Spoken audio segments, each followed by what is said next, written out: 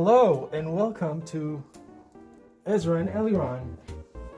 And on today's episode, first episode ever, what are we doing, Ezra? Alright, so I found this video game piece from this game called Undertale. It was composed and created by this guy named Toby Fox. Hi, Toby Fox. Okay. And it's pretty technically challenging. It's also supposed to be played really fast. Like how fast? Like, Oh god, like. Ooh. So what we're trying to figure out is what of the 5 frames that I talk about in that other massive video will be helpful here, right? Just looking at it, I know that, the third line, you're going to have to add the left hand. So I was going to suggest maybe we divide the first line between the 2 hands, but you have to learn how to play it out with a single hand, right? So the first thing we're checking is the elbow motion. When you have such a complicated texture, such as this, I suggest you first just play the melody and see what the melody is doing. So we have, right? And you see what's that doing? So it's doing, that's one thing, right? Then, right? Then we try to shape with the other one. So again, fingerings are obviously going to be critical here.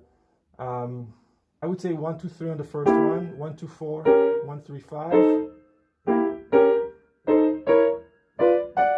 And then I guess here, or 4, I think 3 better.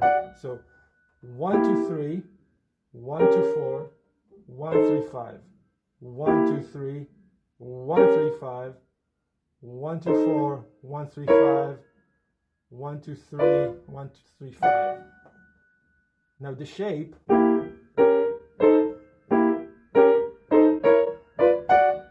my 4 falls on the D better, so let's keep the 4 there. I keep changing the finger. And now a very important lesson with Eliran. It's important what I'm doing right now because I keep even looking at this. I've never seen this before, so my brain is working overtime. Like, what's the best way to do this? What's the simplest way? Obviously, you could do 1, 2, 4 on all of them. You could do 1, 3, 5 on all of them. There's gazillion options. But what I'm discovering is that it's easy for me to start on 1, 2, 3, then to go to 1, 2, 4. 1, 3, 5 is very nice here. Then go back to 1, 2, 3. But then I can stay on 1, 3, 5. So the first time I'm hitting this chord, it's going to be 1, 2, 4. The second time with 1, 3, 5. Now I'm going to go to the 1, 2, 4, 1, 3, 5, 1, 2, 4, 1, 4, 5. Now the 1, 4, 5 might not work for you, my friend Ezra. So just, can you get it? Can you get it? 1. You're doing 3. Can you do it 4 on the D? Yeah, so again, this is where personal fingerings are an issue because for a bigger hand, this is not a big deal. It's actually very comfortable to go in 4. Long story short, writing in your fingerings is very important. Okay, now back to the show. I'm dividing into 4 gestures. First gesture. Second gesture.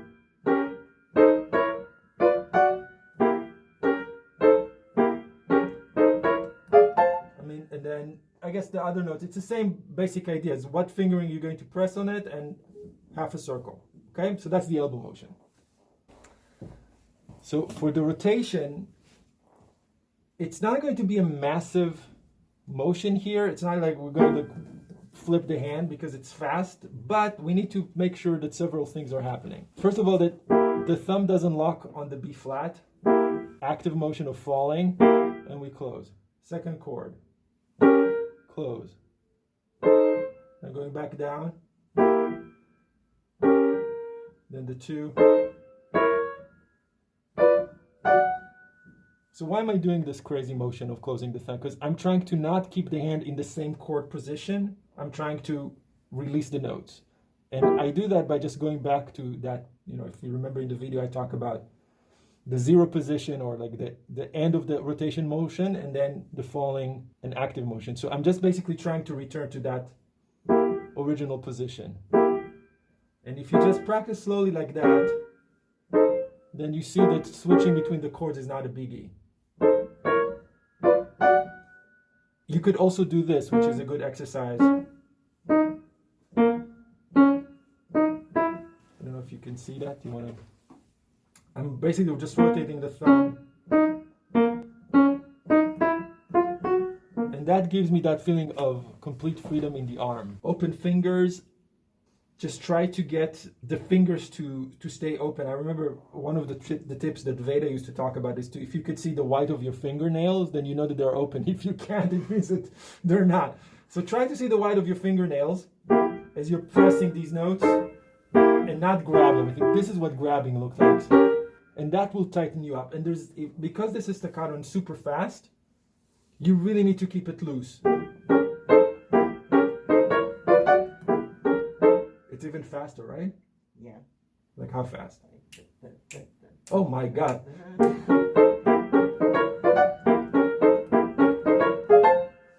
Yeah, so even more of a reason why you can't grab onto anything, you have to constantly release. Because it's so fast, we have to minimize the motion. If all else fails, if the overall motion is too complicated in the fast tempo, then you can just let your fingers gently bounce on the keys. I'm doing a little bit of a slide forward on each one of them.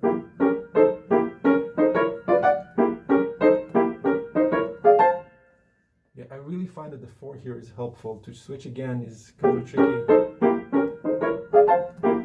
Yeah, your third might lock, so I would really try with the 4.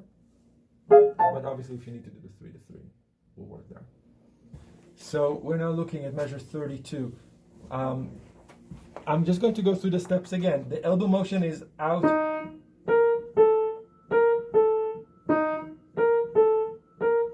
And I know somebody smart, fancy there, says like, wait, why is he changing the fingers? Going to do 4, 5, 5. I'm just trying to figure out what the circle is, what the elbow motion is. In the right hand, it's counterclockwise. The left hand is clockwise. So if the chord is, then I'm just eliminating the other voices. I'm playing the soprano. So this is going to be out. I believe it's going to be 1, 2, 4. Then 1, 3, 5, 1, 2, 5. So this is going out. And you can see, you see the shape, then out.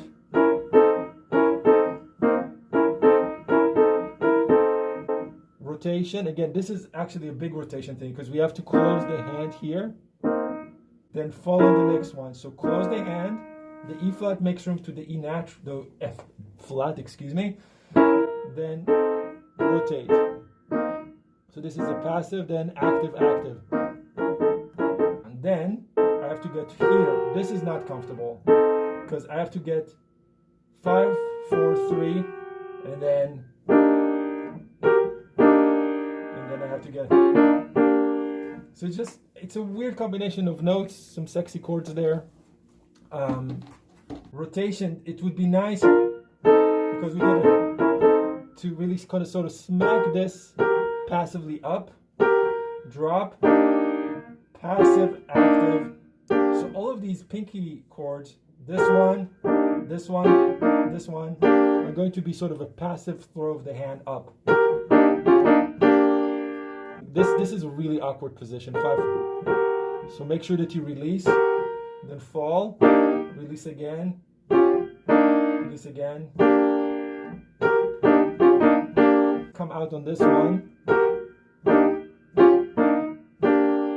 So we have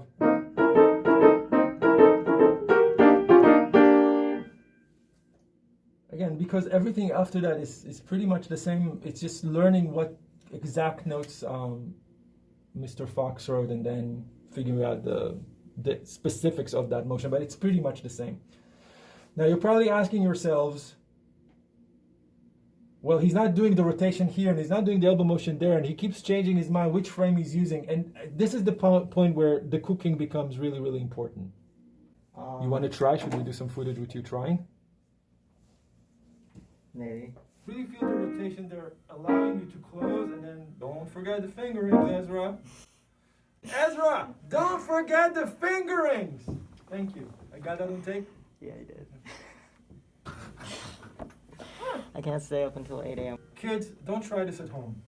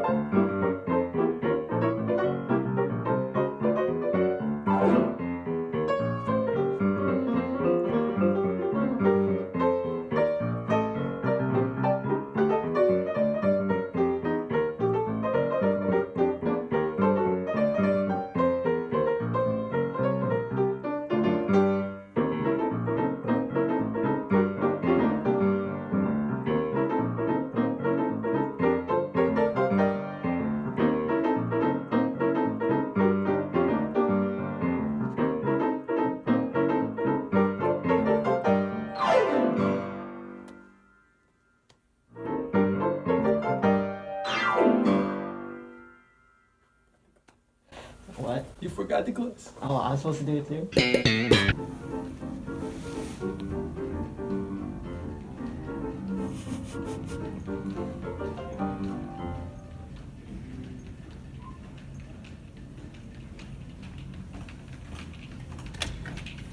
See, you're killing it. You're